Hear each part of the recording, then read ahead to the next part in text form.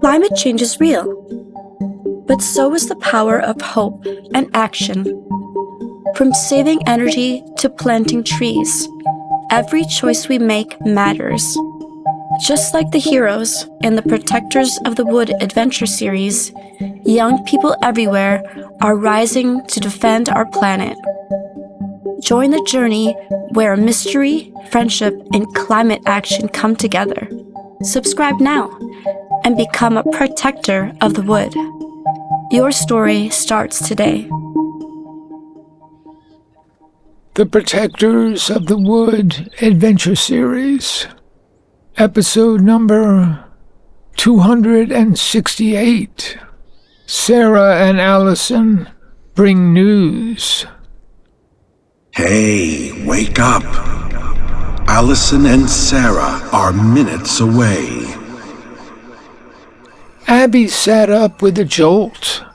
She looked at her timer. 10 o'clock? I've slept almost 3 hours. Was that the Mapstick talking to me? Thank you. I've got to hear what Alison and Sara have to say. Abby quickly entered the garden center and splashed water on her face. Wendy was sitting alone at the large table drinking breakfast mixture. Abby grabbed a chair, poured a cup, and took a swallow. It was still warm. Sara and Alison burst into the room, hardly able to stop the conversation they were having. Apparently, they were dealing with the logistics of a plan already made. Sara was saying, We could do it at Northern State, a college conference room, and we could take video of the wetland and the sewage treatment plant. No, not inside the plant, just from a distance. Wendy held up her hand. Welcome back. And start at the beginning. Abby and I need all the details. Abby was standing to greet them, and they embraced and kissed on the cheek. I just don't know where to begin. Sara seemed about to explode with excitement. Let me start it off. I'll just outline it.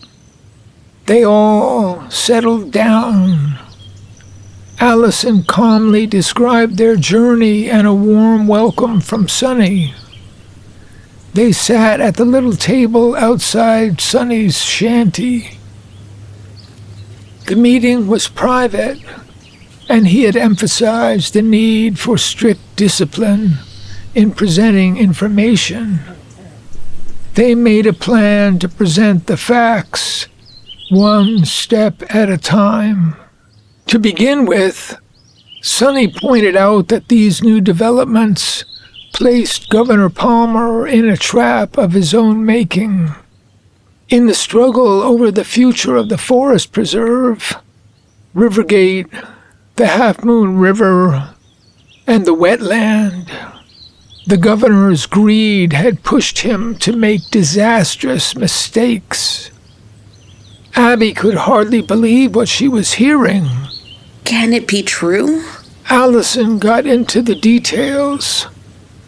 2 years ago, the Parks Commissioner had issued a report on the need to renovate the Fellsburg wastewater treatment plant and offered to make it financially sustainable and operate it virtually for free by copying European models of harvesting methane from the treatment process. Methane that could provide enough energy to run the plant for free. Governor Palmer had never agreed or disagreed. He had done nothing. That was the first mistake. The second was even worse.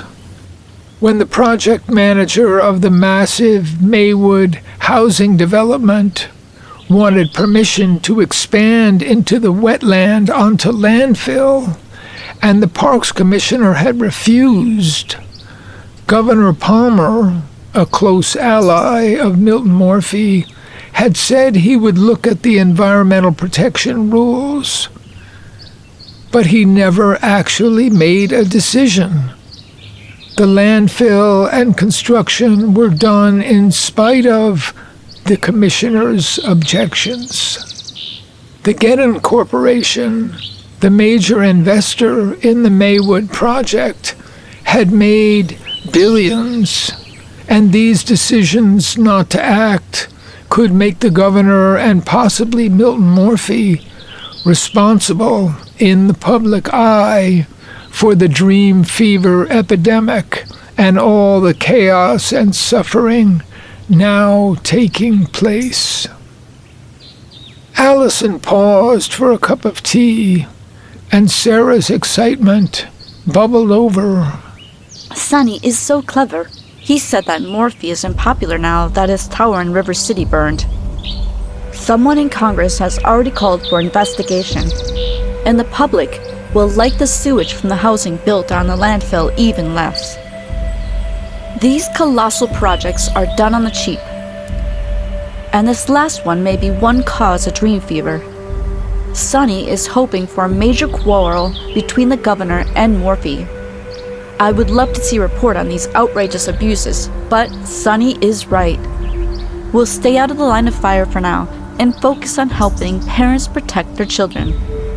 That's as important an audience as anyone could ask for. And the parks commissioner, the forest, Rivergate, and all our projects will stay out of the line of fire too. Abby slapped Sarah's hand and cried. Oh, it's hard to believe. Almost too good to be true. What do you think, Wendy? Pretty much what you hope for, right? Oh, yes. Yes, indeed. Better than I'd hoped for. It opens the door for our next challenge. It's going to be a wild month. Have you called Freddie Baez, Professor Richardson, and the others? What's the next step? Sonny wants Sarah to interview Professor Richardson and Dr. Roman. He wants the testing of the water explained in detail by Professor Richardson and Dr. Roman. What is the poison? What pollution have they discovered? How do we know it's real? How can we guarantee our families are drinking safe water? Does boiling the water make it safe? How about deep wells, far below the water on the Earth's surface? How can we make our rivers clean again? How long will it take? What can colleges and universities do to help us? What is this dream fever germ? A virus or bacteria? Do we know? Alison took a deep breath. Sonny promises no attacks, no effort to blame, no search for a scapegoat. He even wants a background story on the sanitation and sewage problems all over the world. He wants details on the Clean Water Act and what we have accomplished in the past. And finally, he wants it all connected to the global climate emergency. Sonny is the man. He has the big vision. There was silence. Then Abby spoke. Awesome. Genius. Thank God. We have the road laid out before us. Some of us have to follow through with Sonny's agenda and educate the public. And some of us need to help the children already sick. We have more coffee, and here's more bread, cheese, and nut butter. Anyone can use my phone to make calls. It's probably the safest one here. Alison, you're the best. This is the biggest opportunity I've ever had. Freddie must be pacing around his office. I've got to call him. And I've got to find Ricardo, Professor Richardson, that is.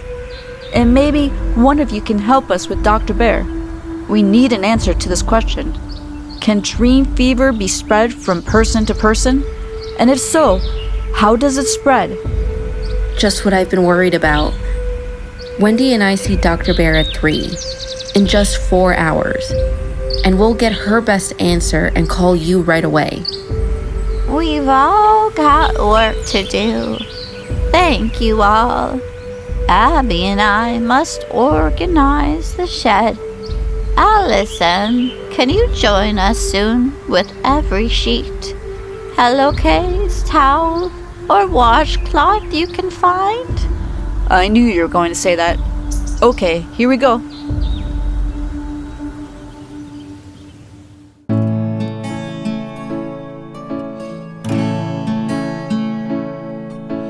dancing in the sky. That's what they say, and I do believe it's true. The shining, sparkling dancer is another name for you. There's only one possible answer to the sorrow that we feel. The shining, sparkling dancer is always forever real. The stars in the sky will never lie, they're always forever true. They're always forever true.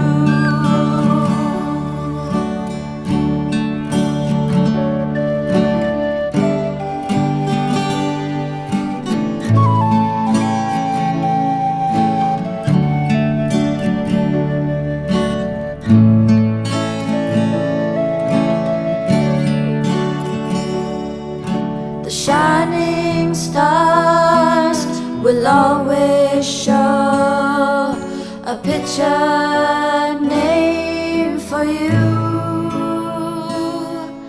And in the night sky there is someone I know, someone forever true, someone forever true.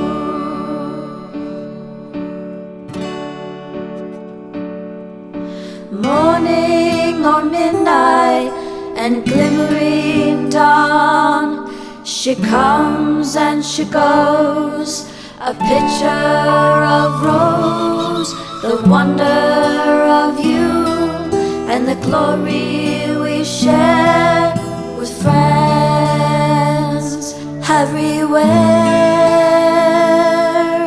The stars in the sky will never lie, they're always forever true.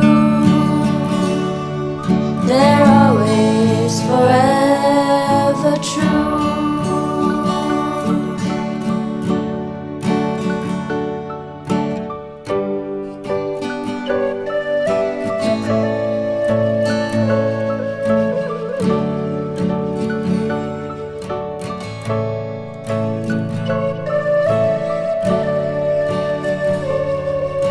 The stars in the sky will never lie, they're always forever true.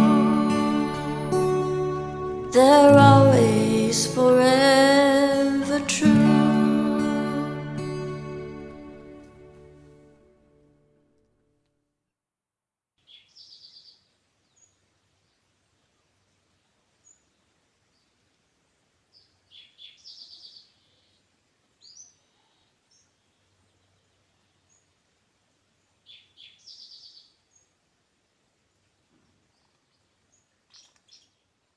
When the forest is threatened, one voice answers the call. Phoebe is back in Middletown, and everything she loves is at risk. A hidden power beneath the forest, a corporation driven by greed, and a choice that could change the future of the earth. Friendship, courage, climate justice. This is more than a story. It's a movement. Protectors of the wood. Phoebe breaks through. Join the fight. Protect the future.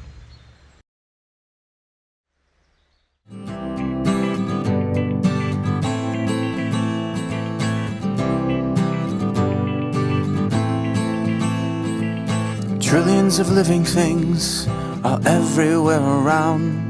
Our lives are all planted deep into the sacred ground. There's everything to love and everything to fear. It's planet Earth in the universe, and nature lives here. It's planet Earth in the universe, and nature lives here. It's planet Earth in the universe, and nature lives here. It's planet Earth in the universe, and nature lives here. And nature lives here.